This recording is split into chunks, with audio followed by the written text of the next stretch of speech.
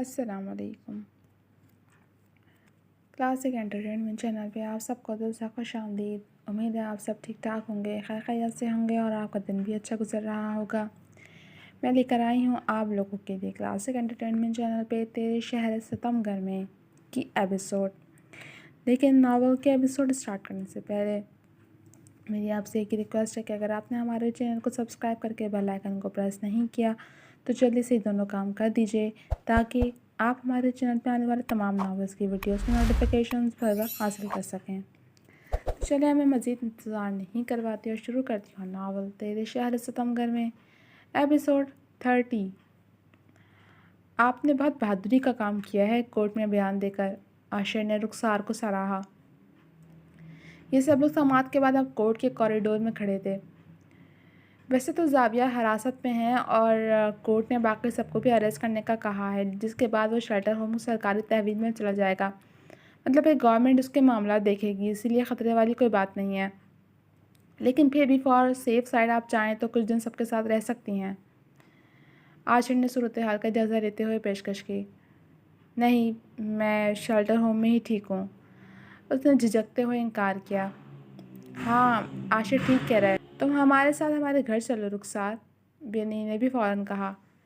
یا چاہو تو ہمارے ساتھ اسلام آباد آ جاؤ، تم تو پہلے بھی اس شہر میں رہ رہی ہو اور بی جان کو بھی جانتی ہو، اب تو ویسے بھی بی جان گھر میں اکیلی ہوتی ہیں۔ بابر نے بھی پیشکش کی۔ میں بہت جلد گھر بدلنے والا ہوں، امی میرے اور بینی کے ساتھ ہی رہیں گی۔ بابر، میں تم سے یہ بات کرنا چاہتا تھا مگر موقع نہیں ملا۔ کاشان نے بھی سادہ انداز سے گفتگو میں حصہ لیا۔ ارے ہاں، میں تو بھول ہی گیا تھا کہ بی جان کو تو اب ان کا سگا بیٹا مل گیا ہے۔ بابر ماتھے پر ہاتھ مارتے ہوئے پھیکے پن سے ہنسا۔ اس کے انداز میں کوئی طنز نہیں تھا بلکہ اداس سی بے بسی تھی۔ سگا بیٹا مل گیا تو کیا ہوا؟ میرا بڑا بیٹا تو اب بھی وہیں ہے، بلکہ اب تو میرے 2 بیٹے ہیں۔ بی جان نے پیار سے اس کے گال پر ہاتھ رکھا۔ یہ لوگ ابھی بات کر رہے تھے کہ پولیس والوں کے بیچ ہتکڑی پہنے غصے سے پاگل ہوتا زاویہ اس طرف آتا نظر آیا۔ قریب آ کر وہ کچھ دیر کے لیے بابر کے مقابل رکا۔ تجھے کیا لگتا ہے کہ مجھے کورٹ میں گھسیٹ کر تو جیت گیا؟ زاویہ دانت پیستے ہوئے گیا ہوا۔ 25 سال تو بہت دور کی بات ہے، میں 25 دن میں تجھے باہر آ کر دکھاؤں گا، تو بھی میری پاور جانتا نہیں ہے، اس نے کھلم کھلا چیلنج کیا۔ ہوتا ہے، جب فرعونوں کا تخت الٹتا ہے تو وہ ایسے ہی غصے میں بہکی بہکی باتیں کرتے ہیں۔ اس کے برعکس بابر نے اطمینان سے جواب دیا۔ میں تجھے چھوڑوں گا نہیں، زاویہ نے جبڑے بھینچ کر دھمکی دی۔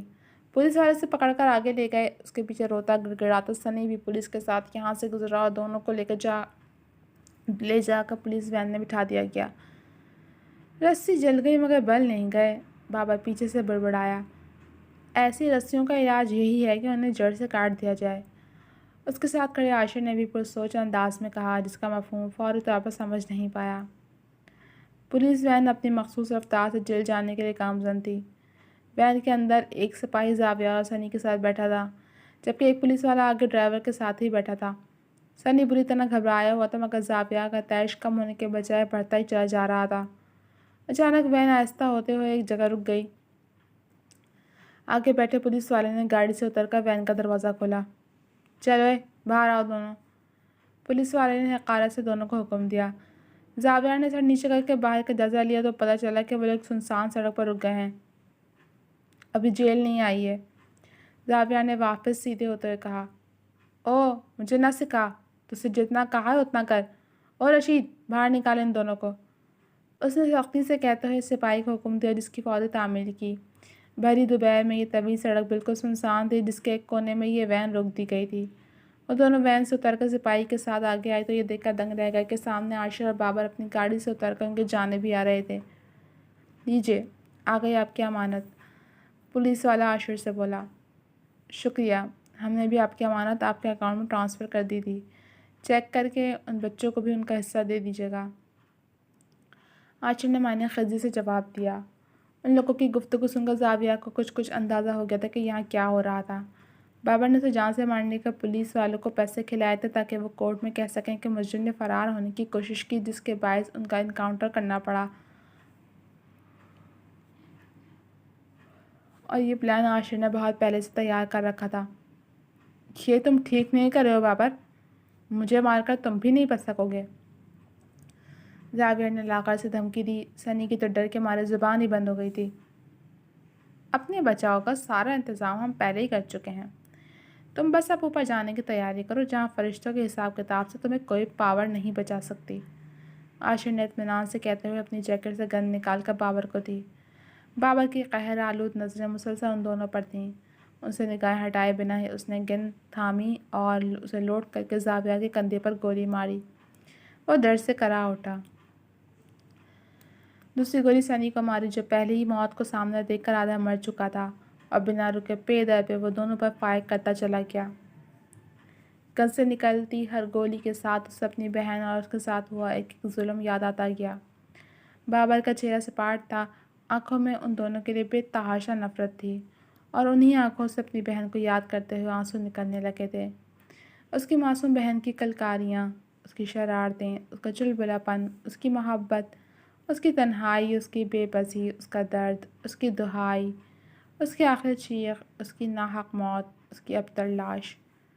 گن سے گولیاں اب ختم ہو چکی تھیں، وہ دونوں بھی بے جان ہو کر خون میں لت پر زمین پر گر گئے تھے، جن کا جسم گولیوں سے بری طرح چھلنی کر دیا گیا تھا۔ بابر نے ہاتھ نیچے کر کے گن چھوڑتے ہوئے پل بھر کو آنکھیں بند کی۔ اس کے ذہن میں بری رقم مسکراتا ہوا چہرہ ابھرا، اور ساتھ ہی ایک آخری آنسو اس کے گال پر پھسل گیا۔ اس نے اپنا بدلہ لے لیا تھا، اس نے خون کے بدلے خون لے لیا تھا۔ پاشا کی باڈی قبرستان لائی جا چکی تھی، جہاں تدفین کے لیے چند پولیس والوں اور کاشان کے سوا اور کوئی نہیں تھا۔ ایک مجرم کی تدفین میں آخر اور ہوتا بھی کون؟ کاشان خود قبر میں اترا تھا اور پاشا کی کفن میں لپٹی لاش احتیاط سے اس میں رکھنے لگا۔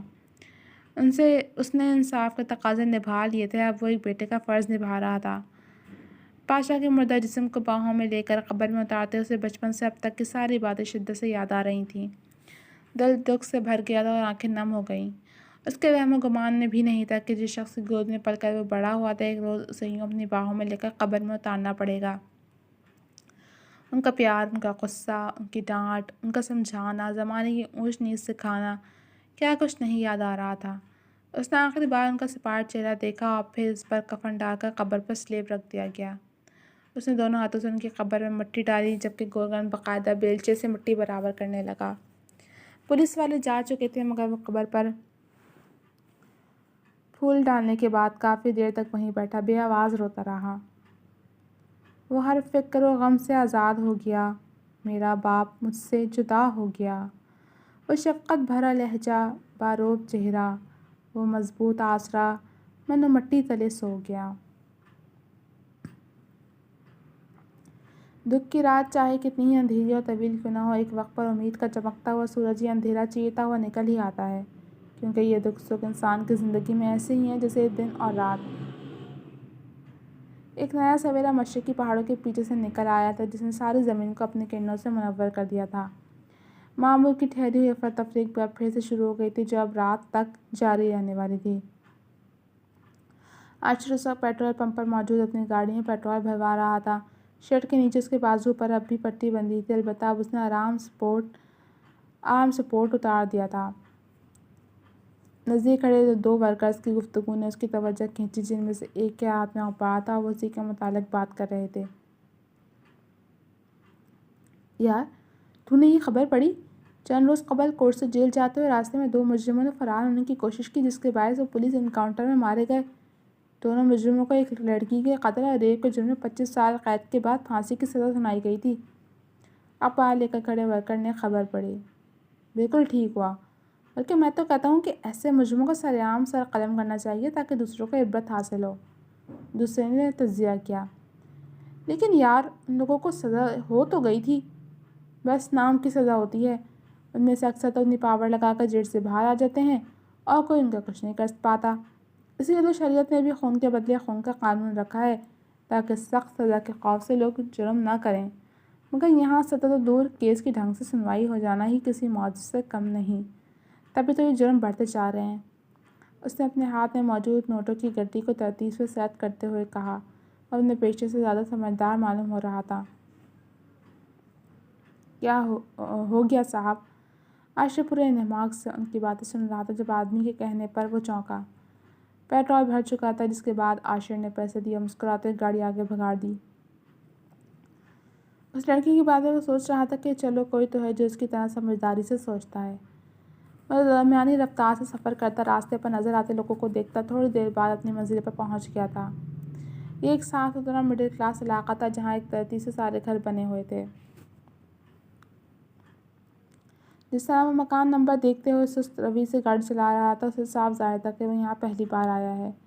اگلی بار اس کی یہ مشقت ختم ہوئی اور گھر کا دروازہ کھلا مل گیا،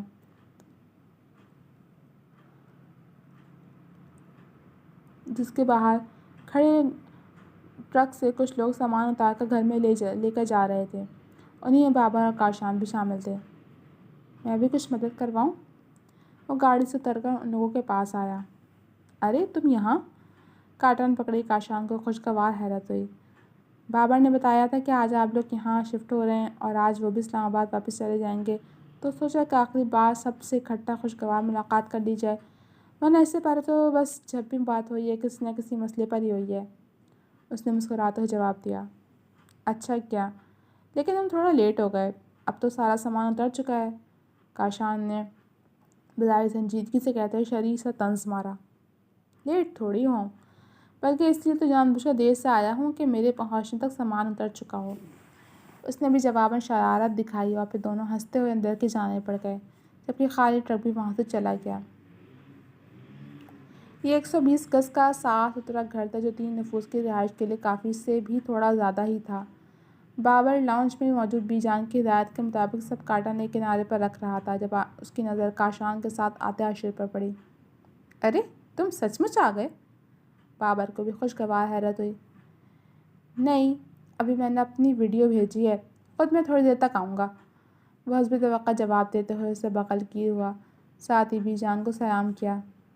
میرا مطلب میں نے تو یوں ہی کہہ دیا کہ میں یہیں ہوں گا، اگر تم آنا چاہو تو آ جانا، اس نے وضاحت کی۔ ہاں تو میں چاہتا تھا اسی لیے آ گیا، اس نے بھی جھٹ سے جواب دیا۔ بہت اچھا کیا بیٹا، بی جان نے بھی گفتگو میں حصہ لیا۔ شانی، تبھی بینی نے لاؤنج میں آ کر پکارا۔ چولہے میں گیس کا پائپ لگا دے اور ساتھ برتن والا کارٹن بھی کچن میں رکھ دے، بینی کہہ کر واپس کچن میں چلی گئی تھی، جبکہ کاشان بھی مطلوبہ کارٹن لے کر اس کے پیچھے گیا۔ تم دونوں نے آج کا اخبار پڑھا؟ زاویہ اور احسانی اس روز کورٹ سے جیل جاتے ہوئے پولیس انکاؤنٹر میں مارے گئے، کاشان نے حیرت زدہ انداز میں کہا۔ اس کی بات پر بابر اور عاشر نے معنی خیز نظروں سے ایک دوسرے کو دیکھا۔ تینوں اس وقت گھر کی کھلی چھت پر موجود شام کی ٹھنڈی ہوا سے لطف اندوز ہو رہے تھے۔ چھوٹے موٹے کام کرتے کب صبح سے شام ہوئی پتہ ہی نہیں چلا۔ عاشر پورا دن ان لوگوں کے ساتھ ہی رہا، دوپہر کا کھانا سب نے ساتھ کھایا تھا اور اب یہ لوگ تھوڑی دیر کے لیے چھت پر آ گئے تھے۔ ہاں پڑھا تھا، اچھا ہی ہوا کہ مارے گئے، ایسے لوگوں کو فوراً ہی سرعام سزائے موت دے دینی چاہیے، ورنہ یہ کرپٹ قانون کا فائدہ اٹھا کر پھر باہر نکل آتے ہیں۔ عاشر نے سرسری سے تجزیہ کیا اور در حقیقت اس عمل کے پیچھے بھی یہی سوچ تھی۔ ویسے آپ لوگوں نے گھر بدل کر بہت ہی اچھا کام کیا، اگر وہیں رہتے تو لوگوں کے سوال اور پچھلی یادیں جینا محال کر دیتیں۔ عاشر نے موضوع بدل کر آس پاس بنے دیگر گھر دیکھتے ہوئے ان کے اقدام کو سراہا۔ زندگی میں آگے بڑھنے کے لیے اکثر گزری باتیں بھلانی پڑتی ہیں، اور وہ باتیں بھلانے کے لیے وہ جگہ چھوڑنی پڑتی ہے جہاں ان باتوں کی یادیں جڑی ہوتی ہیں۔ کاشان نے باؤنڈری پر انگلی سے نادیدہ لکیریں بناتے ہوئے جواب دیا۔ میرے بس میں ہوتا تو میں یہ شہر ہی چھوڑ کر بینی اور امی کو یہاں سے کہیں دور لے جاتا، وہ اسی طرح مزید بولا۔ ٹھیک کہہ رہے ہو، یہ شہر واقعی بہت ستمگر ہے، اسی نے مجھ سے میری بہن چھینی ہے۔ بابر نے بھی باؤنڈری پر کونہی ٹکاتے ہوئے تلخی سے تائید کی۔ اس شہر کو ستمگر تو نہ بولیں، یہ تو کتنے لوگوں کا محسن ہے جن میں بھی شامل ہوں۔ عاشر ٹوکے بنا نہیں رہ سکا۔ کیا مطلب؟ بابر نے ناسمجھی سے پوچھا۔ کچھ نہیں، آپ لوگوں کو میرے بارے میں پتہ نہیں ہے نا، اسی لیے آپ کو نہیں سمجھیں گے۔ اس نے دونوں ہاتھ پینٹ کی جیب میں پھنسا کر پھیکے پن سے ہنستے ہوئے ٹالنا چاہا۔ تم نے کبھی کچھ بتایا ہی نہیں، کاشان نے کہا۔ آپ لوگوں نے پوچھا ہی نہیں۔ چلو اب پوچھ رہے ہیں، کچھ بتاؤ اپنے بارے میں، بابر نے جاننا چاہا۔ وہ ایک گہری سانس لے کر گویا ہوا۔ میرا بڑا بھائی 12 سال کا اور میں 5 سال کا تھا جب باپ کے انتقال کے بعد ہم اپنی ماں کی انگلی پکڑے آبائی گاؤں سے یہاں آئے تھے۔ کیونکہ گھر کرائے کا تھا تو ابو کے جانے کے بعد نہ ہمارے پاس گھر بچا تھا نہ ذریعہ معاش۔ امی کو کسی نے بتایا کہ کراچی میں سب کو روزگار مل جاتا ہے، اسی لیے ہمیں لے کر ایک آخری امید کے تحت یہاں آ گئیں اور شہر ان کی امید پر پورا اترا۔ اس شہر نے میری ماں کو روزگار دیا تھا جس سے وہ ہماری پرورش کر سکیں۔ اس نے مختصر لفظوں میں اپنی بابت بتایا۔ آپ کہتے ہیں یہ شہر ستمگر ہے، اس نے آپ سے آپ کی بہن چھین لی، لیکن ترقی کا اس کی موت کا ذمہ دار تو آپ کے شہر کا مکین تھا۔ اس شہر میں بریرہ کے ساتھ جو کچھ بھی ہوا وہ آپ کے شہر کے باسی کے کہنے پر ہوا، تو کیا صرف اس وجہ سے آپ اپنے شہر کو بھی ستمگر کہیں گے؟ عاشر کے سوال پر بابر لاجواب ہو گیا۔ در حقیقت کوئی بھی شہر اچھا یا برا نہیں ہوتا، اس میں بسنے والے لوگ اچھے اور برے دونوں طرح کے ہوتے ہیں، اور صرف اس وجہ سے پورے شہر کو ستمگر کہنا ناانصافی ہوگی۔ کیا آپ کا پالا اس شہر کے کسی ستمگر باسی سے پڑا تھا؟ وہ بہت سہل انداز میں گہری بات کہہ گیا تھا۔ جسے آپ ستمبر کہہ رہے ہیں وہ اسی شہر میں آپ کاشان جیسے اعلیٰ ظرف شخص سے ملے جس نے آپ کی بہن کو انصاف دلوانے کے لیے اپنے باپ کی ناحق طرفداری نہیں کی، اتنی مشکل اور آپ کی نفرت کے باوجود بھی آپ کے ہمراہ حق کا ساتھ دیا، جس کے نتیجے میں آج ہم جیت سکے۔ اس نے وہ مضبوط پہلو اجاگر کیے جس کا بلا شبہ بابر بھی قائل ہو چکا تھا۔ کاشان نے بھی بے ساختہ لب بھینچ کر چھوڑے۔ میری ماں نے ہم سے وعدہ لیا کہ اس شہر نے برے وقت میں ہمیں سہارا دیا تھا، اسی لیے ہم جب بھی کسی قابل بن جائیں تو اس کی خدمت کریں۔ بھائی تو اپنے بیوی بچوں کے ساتھ مگن ہو کر شاید امی سے کیا وعدہ بھول گئے، مگر میں جی توڑ محنت کر کے CID میں آیا تاکہ اس شہر کے لیے کچھ کر سکوں۔ میں نے وہ وعدہ نبھایا اور آخری سانس تک نبھاؤں گا، کیونکہ یہ شہر میرا محسن ہے۔ اس نے سنجیدگی سے مختصر لفظوں میں اپنی درودات سنائی اور آخر تک اس کے انداز میں شہر محسن کے لیے محبت ہو آئی۔ دونوں نے اسے بغور چپ چاپ سنا۔ انہیں اندازہ نہیں تھا کہ عاشر جیسے ہنستے مسکراتے شخص کا ماضی اتنا دکھی رہا ہوگا۔ تو اب تمہاری امی کہاں ہیں؟ بابر نے جاننا چاہا۔ 3 سال پہلے ان کا انتقال ہو گیا اور اب وہ اسی شہر میں دفن ہے۔ اس کی بات سن کر دونوں کو بے حد افسوس ہوا۔ مطلب تمہاری فیملی میں کوئی نہیں ہے؟ کاشان نتیجے پر پہنچا۔ بھائی بھابھی اور ان کے بچے ہیں، میں انہی کے ساتھ ایک ہی گھر میں رہتا ہوں، بس پوشن الگ ہے، لیکن اب میں بھی اپنی فیملی چاہتا ہوں۔ اس نے دھیرے سے اپنی خواہش بتائی۔ تو ہے کوئی نظر میں جس کے ساتھ تم فیملی شروع کر سکو؟ بابر نے کریدا۔ ہاں، ایک لڑکی ہے۔ اس کے لبوں پر دلکش مسکراہٹ ابھری۔ کون ہے؟ ایک زبان پر تجسس سوال آیا۔ جی تو جناب، کیسی لگی آپ کو یہ ایپیسوڈ؟ کمنٹ سیکشن میں اپنی رائے کا اظہار ضرور کیجیے گا، اور ہاں یہ بھی اپنے تکے لگائیے گا کہ عاشر کو آخر کون سی لڑکی پسند آئی ہوگی، کون لڑکی ہوگی جس کو عاشر اپنے ہمسفر بنانا چاہتا ہے۔